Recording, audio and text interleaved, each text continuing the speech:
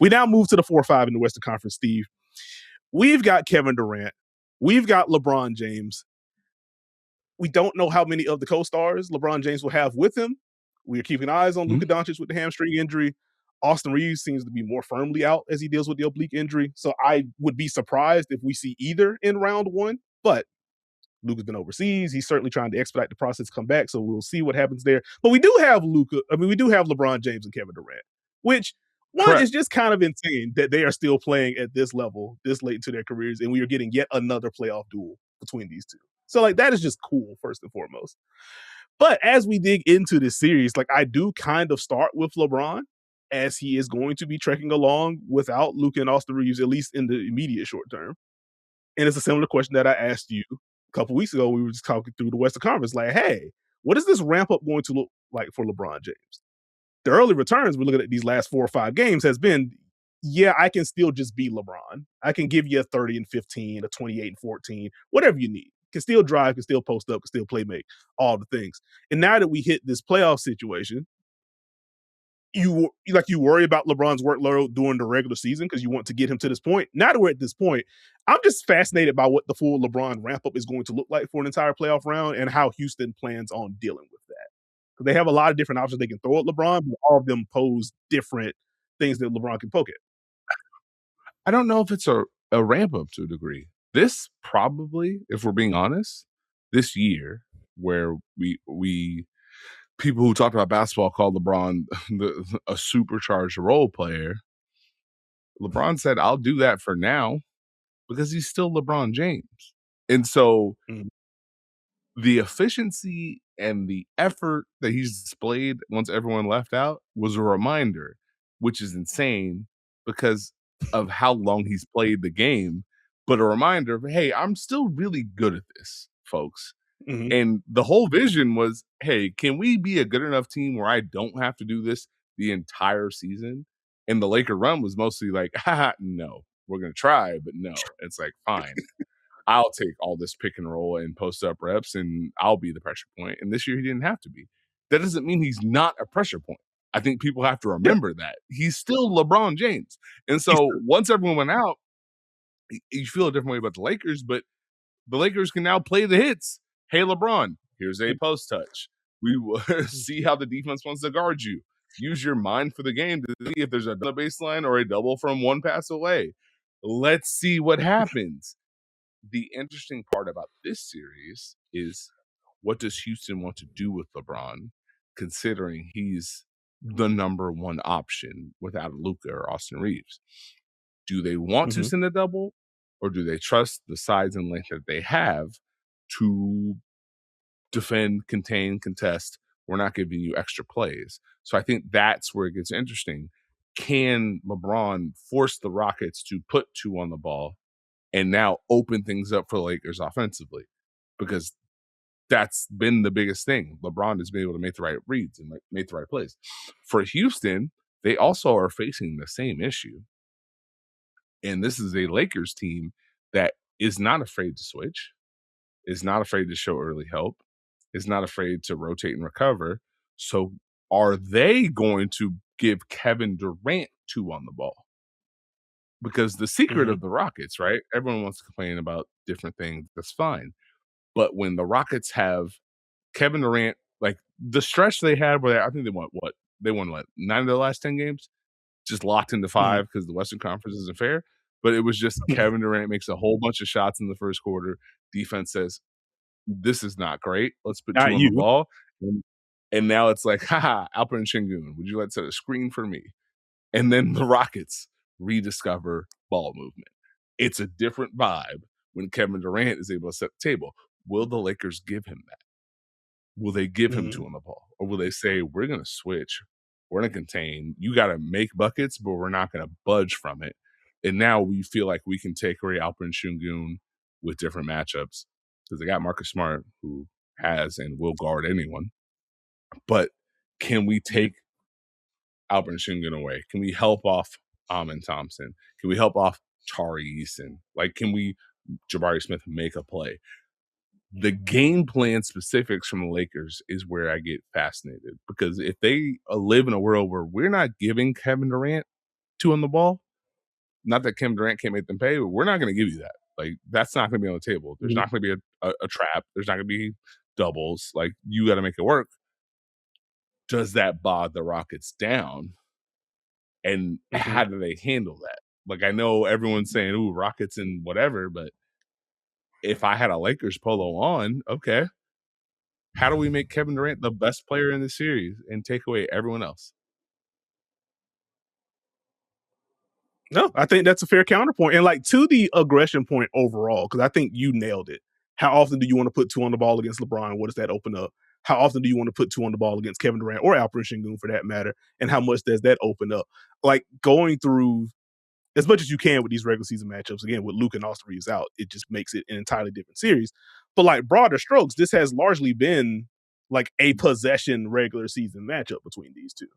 When the Houston Rockets beat you up on the offensive glass and take care of the ball, they win. We get the Christmas Day matchup. When the Houston Rockets can beat you up on the offensive glass, but it isn't as prevalent, and the Lakers turn them over, the Lakers win. When you also had Luka Doncic losing his mind for a week, longer than a week, of course, but like for that stretch, they played twice in 3 days or whatever it was. And it's like, okay, well, this is how the Lakers can get kind of busy. So like, I'm curious to see what that balance is going to be like. Is this going to be more of a switch and early help series for the Lakers versus we are putting two on you? Less because we don't want to open things up, but more because maybe this is our way to get some easy baskets in transition if we can turn you over. Because the Rockets have been a pretty high turnover team pretty much all year long. And even circling back to the LeBron portion and some of the mismatch hunting they can get into, if we're playing the hits with LeBron James, that gets me back to square one with the Houston Rockets, in which question becomes, okay, one, who are you starting? Because we've gotten Reed Shepherd in the starting lineup, and then it's like, well, actually, let's start Tari Eason. Well, actually, let's start Josh Okogie.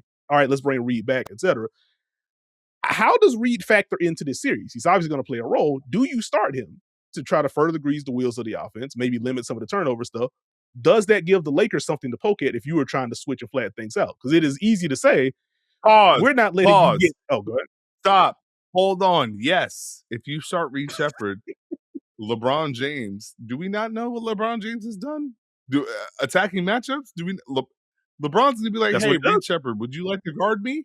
Is this show and recover? Is this how we get a role open? Like, I two on the ball. Know. I don't know if I would immediately start Reed Shepherd. Not that Reed Shepherd has failed defensively this year. It's more so just like, don't give the Lakers and LeBron and JJ a target where they can be like, yep, that's how we're opening things up. And now, if you poke at Reed Shepherd enough early in the series, they're going to pivot, right? So now you don't want to take one of your players off the board. So that's where it's like, I think Reed Shepherd's in a good place. I think he's grown, but I think you allow him to come off the bench and you let him close, but know that LeBron's probably going to want to put him in action because that's what he does. That is indeed what it does. To that point, the Rockets minus 29 in 78 minutes with Reed on the floor during the regular season matchup. So just keeping an eye on that. In terms of being put in action, the pick and roll stuff is actually like is relatively fine, slightly below the average. If you're looking at what the per possession numbers were when he's defending the ball versus when he's being put in action as a screener. So we'll see what that balance is going to be. But I am fascinated by that portion. Steve, who are your X factors in this series? Well, before we get into X factors, I think the most important player for Houston, like Kevin Durant, they need him to be great. You probably expect that, right? They need an Alperen Sengun series to get past the Lakers. I think if you're pushing all your chips in on Houston winning this series easily, you're assuming Alperen Sengun is game on both ends of the floor. He's got to be able to play the right way, be willing to move the ball, make the right reads, attack matchups when you get it, not tween hezzy from the 3-point line. Like, I think if Sengun is locked in, that's where the Rockets will elevate to a degree. Because when he plays at a high level, it's a different thing. And we saw that earlier in the season. We've seen it at different points at the end of the season. When Sengun is playing with a confidence and a pace and a tempo, and I'm catching the ball at the elbow, not 3-point line, now he's a capper to what they're doing in the half court on top of what Kevin Durant does. That's what they need to a degree. So I think he's probably the second most important person in this series. My X factors for the Lakers is Marcus Smart. They need a massive Marcus Smart series as far as being able to defend everyone on the Houston Rockets, no matter what, being able to cover any sort of gaps defensively and help, and then bringing a blend of playmaking and shot making on the offensive end. So I think Marcus Smart is probably the X factor for me for the Lakers. For the Rockets, I would probably go Tari Eason. Which It's fair. version of Tari Eason would you get?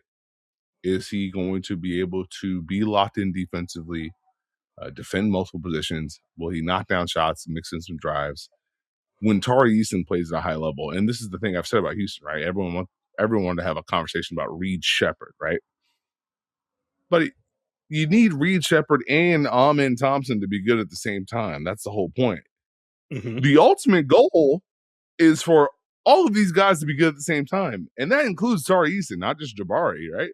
You need Tari Eason to play at a certain level to make this work to where we now have lineup versatility that we want to throw out there as opposed to we are reacting to what you're doing. So if he's able to be active defensively, he's able to attack in transition, if he's able to drive in the half court, mix in some makes in the three-point line, I think that helps the Rockets push forward in this playoff series. Okay, I like it. I just, as you mentioned, Amen Thompson towards the end there, he's not my X factor for this series, but I just wanted to highlight one, he is very good. He is very important for what Houston wants to do on both ends of the floor. He has been very good in the calendar year 2026. He was the Rockets' leading scorer in their matchups against the Lakers overall this year. Averaged 24 on insane efficiency. Who he guards is fascinating to me. Like, I don't think he gets LeBron outright. I think they're going to want to unlock him off the ball, just kind of muck things up.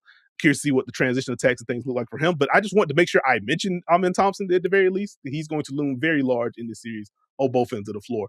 In terms of my X factors in this one, it's Reed Shepherd on the Houston side for me. For the reasons, what is the playmaking / shot making blend going to look like? How well does he hold up defensively? And even if he holds up defensively individually, does Houston shifting more attention to make sure he doesn't get blasted open things up elsewhere? And so, like, just fit, what the two-way bounce for Reed is going to be in this series is going to be important. And for the Lakers, I was kind of torn because I thought Marcus Smart, so I'm glad that you got Marcus Smart there. I was like, is it going to be Luke Kennard? Because they're going to need him to do more. It's going to be like Jake LaRavia because I'm sure he's also going to spend some time on KD in this one. I ultimately landed on Rui Hachimura. I assume he's in the starting lineup. I assume he gets some early KD looks between him and Marcus Smart. They are going to need a real two-way impact series from Rui Hachimura.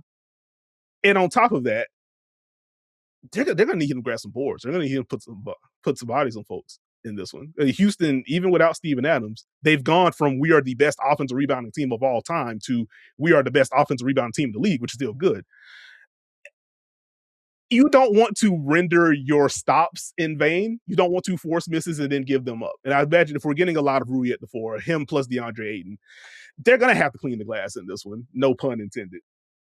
The Rockets had a 44.1 offensive rebound rate against the Lakers during the regular season matchups. Like, they have to get that down. Rui's going to have to be a part of that. And again, knock down the open threes, beat tilted defenses with some attacks, and maybe get some offensive rebounds for himself. But, like, I'm keeping an eye on what Rui looks like in this series.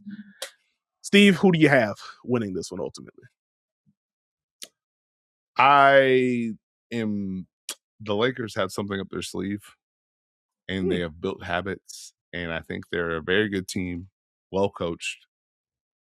LeBron James is going to be on a mission. Everyone's going to feel like this is a series that's a layup right now. I would hesitate against that, and I might be wrong. There's nothing wrong with being wrong in life. I'm going to go Rockets in 6, but I think it's going to be a hard 6. And I think both of these fan bases are going to exchange being unbelievably upset over the course of the next 2 weeks. This is guaranteed to be the series in which nobody is happy late in fourth quarters. That's all. That's the firmest prediction that I have. We're going to get a game where the Rockets are like, what the heck are y'all doing in clutch time? And we're going to get a game where it's like, LeBron does not have the ball. What are y'all doing? Or can y'all please get a stop? It is just going to happen in this series. I have the Rockets in 5. Like, I do think they just have so many more pathways against a Lakers team that is just missing their best and their second or third best player. And I am really worried about what the Lakers look like in the time that LeBron has to go to the bench. And that's where I was also just kind of like, what is the LeBron workload going to look like? Not just what his touch is going to look like. Is this going to be a series in which LeBron has to average 40 or 41 minutes a game to compensate for them and stuff? If it's closer to 36, 38, he can still have a high impact. But we've seen plenty of series in the league where a star player plays 38, they win those minutes, they get blasted by so much in the other ones that it renders it mute. I feel like it's going to be one of those. I agree this is going to be a tightly contested series. I think the Rockets ultimately win this one in 5 because when LeBron sits, I don't know where the offense is going to come from consistently enough.